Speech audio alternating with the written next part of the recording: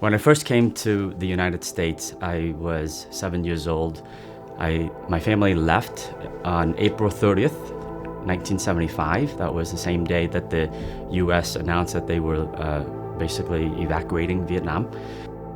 When we left, I don't remember being able to say goodbye to my dad.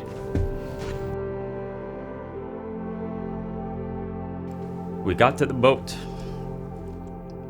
There were parents who shoved their kids onto the boats.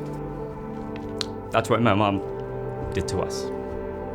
She said, when you get up there, scream for your brothers and sisters, and then scream for me. I'm sorry.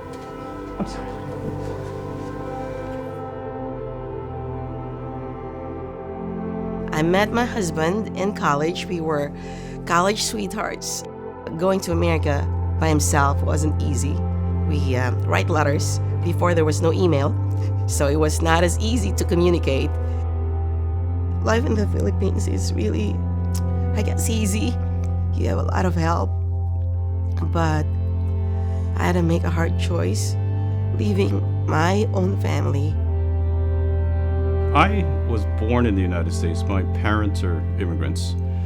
My mother was a seamstress, and she chose to work in a sewing factory that was in the basement, but across the street from the apartment that we lived in San Francisco's Chinatown.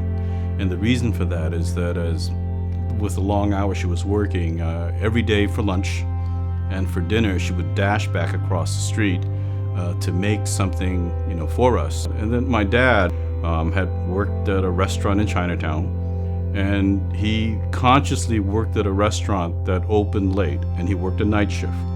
So, they worked very hard to give my sisters a shot. So, excuse me. It's an interesting thing about the Asian community. Everyone has a different story. Every community has a different story of how they got here, how they developed. And so the report and other things that we're doing is hopefully shed some of the light on those things.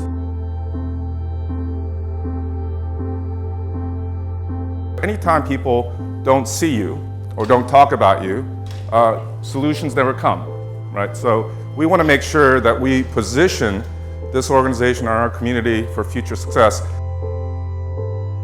40 years later today, when it comes to home ownership, I want to be counted. I want to be counted because when it comes to the quarterly report for the U.S. Census, I want to be counted in terms of being able to check a box that says Asian American.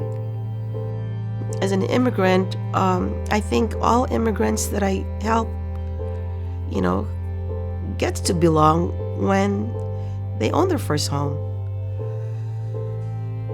And I think that's the mark of living the American dream. One of the challenges that we have in our country is that the success of some Asian Americans, some because of hard work over a long period of decades or generations, masks the fact that there are still many, many Asian Americans that are in the same position as my parents were when they immigrated. So I think by not having us classified as other, but as Asian Americans, it'll allow us as a country to have a much deeper understanding of the broad spectrum of Asian Americans.